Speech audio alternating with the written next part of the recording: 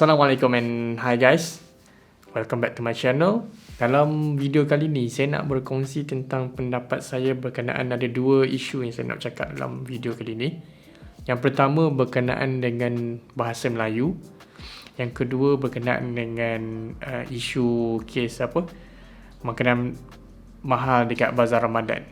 So let's go into the first issue first, bahasa Melayu. So recently our government sekarang tengah cuba untuk mengenengahkan bahasa Melayu di peringkat international.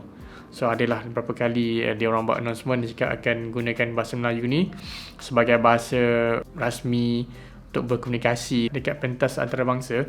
And even they want to propose for ASEAN to adopt bahasa Melayu as their official language. To me itu satu inisiatif yang sangat bagus sebab this is the time kita nak naikkan bahasa Melayu ke peringkat international.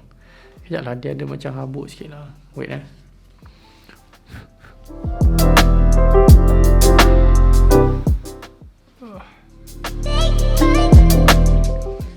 Back to our topic. So to me, dia satu inisiatif yang bagus sebab dia akan menaikkan martabat bahasa Melayu ke peringkat yang lebih tinggi. Even kalau kita baca sejarah dulu kan, bahasa Melayu digunakan sebagai bahasa perantaraan untuk pedagang-pedagang semua datang kat sini kan. Sebab bahasa Melayu ni bukan orang Melayu je bercakap, orang Indon pun cakap bahasa Melayu, orang Brunei pun cakap bahasa Melayu, orang dekat Patani pun cakap bahasa Melayu, even ada orang Melayu kat Afrika pun cakap bahasa Melayu. So penggunaan bahasa Melayu tu sangat meluas.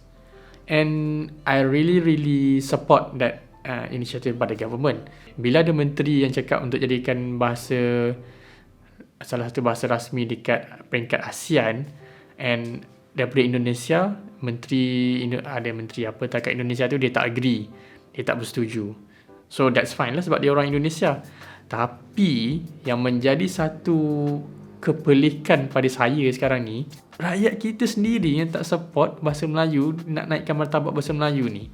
Siap kutuk-kutuk government lagi cakap macam ni, which I don't really understand kenapa kita sebagai rakyat Malaysia tak support that initiative.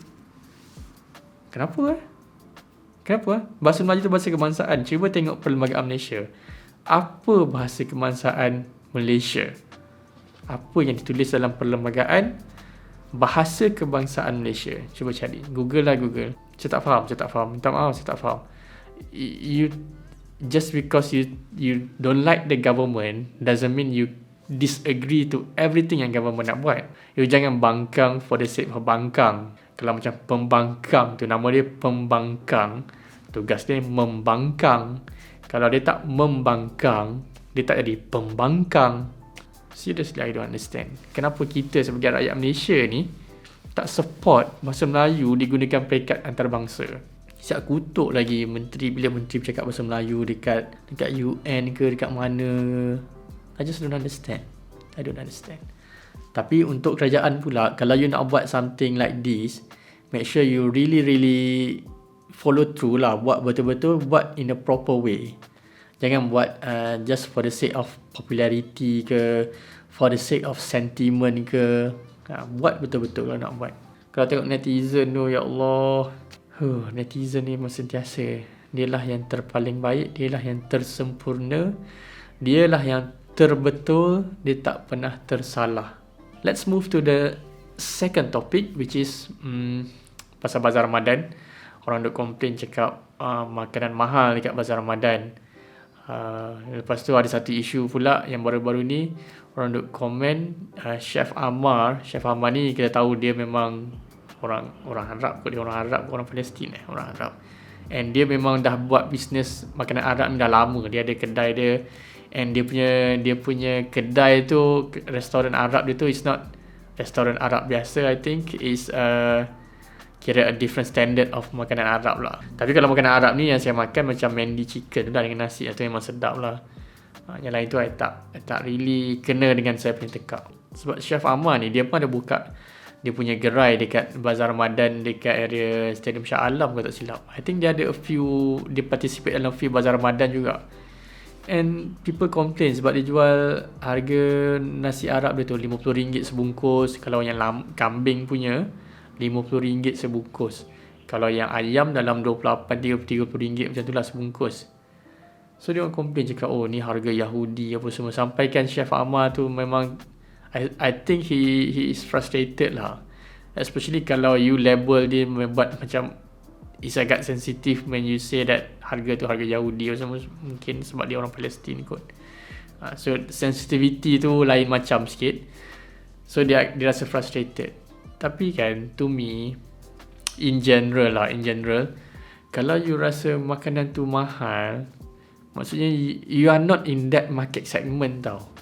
You are not in that market segment. The moment kita rasa something tu macam mahal, so we are not in that target market segment. Totally different market segment. Sebab bila kita buat bisnes ni, bila orang bisnes ni, dia ada certain target market segment yang memang dia dah nak cater. That's why dia price harga barang yang dia jual tu dengan harga yang macam tu.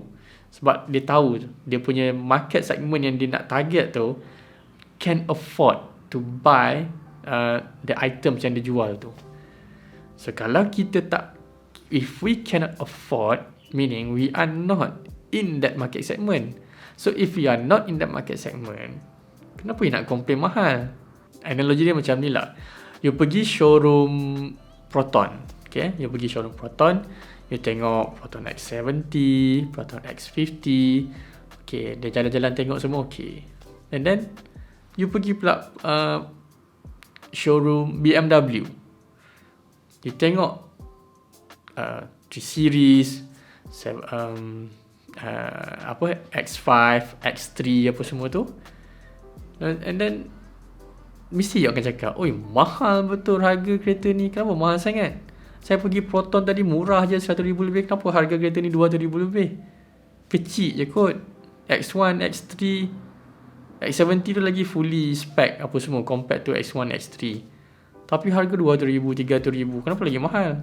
Harga Yahudi, pernah kita cakap macam tu? Pernah tak? Pernah? Tak pernah? Kenapa tak pernah?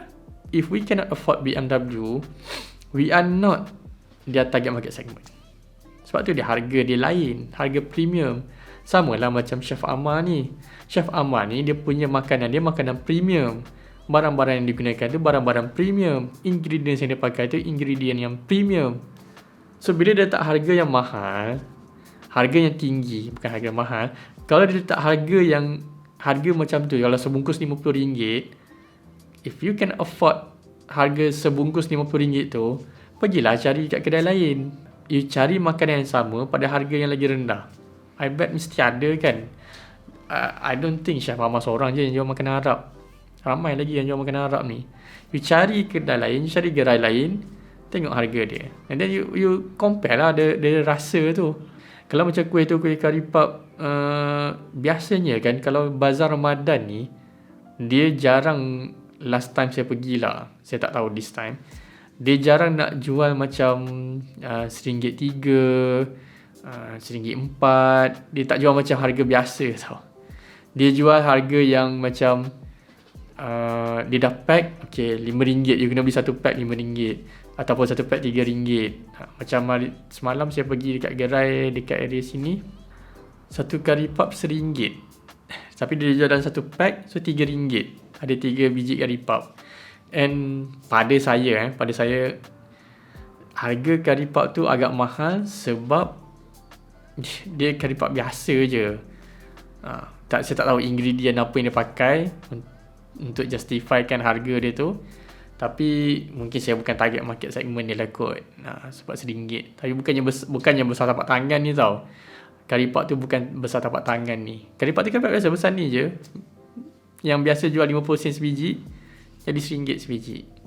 Saya rasa saya faham peniaga-peniaga pada bulan Ramadan ni, bazar-bazar ni dia nak kena bayar overhead banyak tau.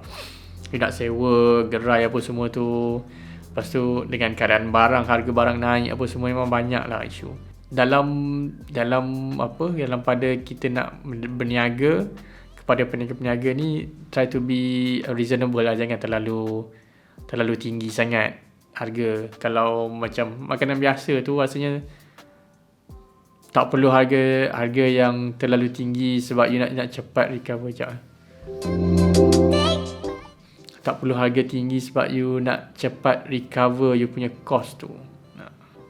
Sebab ada orang buat macam tu. Tapi I tak tahulah. Tapi kita ni sebagai pembeli, sebagai pengguna, kita ada option. Tak ada orang paksa you pergi bazar Ramadan. Tak ada orang paksa you pergi beli nasi Arab dekat kedai Chef Amar tu. Tak ada orang paksa you beli kari pap RM3 untuk 3 ketul yang harga yang kari pap biasa tu. Tak ada orang paksa. So we have a choice. And the choice is ours. We have that power tau. The bargaining power. Kita tak nak beli, jangan beli kat situ, beli tempat lain. Banyak kedai yang jual murah. Cari kedai yang jual lagi murah. So we have that option. We always have that option. So please exercise that option.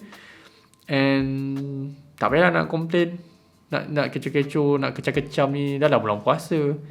Kita ni berpuasa, mengecam lagi. Janganlah sampai lapar dan dahaga je end of the day. Kan?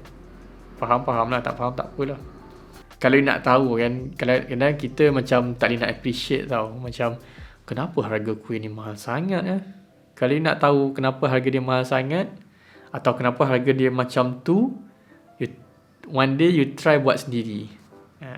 Then you tahu the effort that it takes untuk buat sesuatu tu, and then you compare lah dengan price tu. So you tahu, okay, renyah rupanya nak buat ni. Macam kami, husband and wife, kami pernah buat berniaga nasi lemak sebelum ni tau. Dalam tahun berapa 2014, 2015 macam tu. Kita buat nasi lemak, kita buat berniaga sandwich, I letak dekat office apa semua, dekat my office lah, dekat pantry. Dia tahu renyah tau nak buat nasi lemak ni.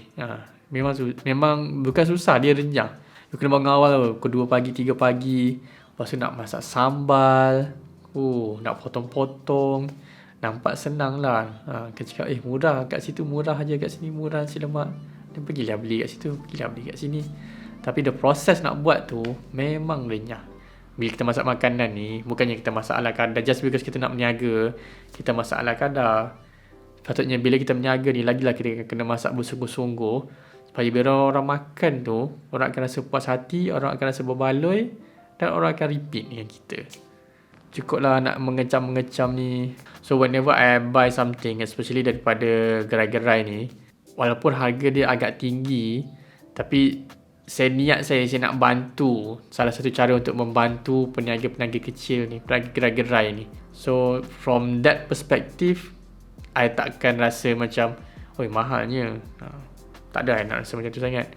Adalah kalau macam benda tu macam tak reasonable tu, I tak belilah. Tak ada nak complain, nak komen, nak apa pun, nak viral-viral, tak payahlah. You viral kan kalau kedai tu jual harga yang berpatutan dan makanan dia sedap dan berkualiti. Yang tu memang kena viral. Takkan yang benda baik nak simpan sorang-sorang. Benda yang tak baik ni, you bagi tahulah owner tu. Ataupun you stop lah daripada pergi situ. Tak perlulah nak viralkan lagi. Orang akan tahu. Okay, I think that's about it. Thank you very much. Take care. Selamat berpuasa. Bye.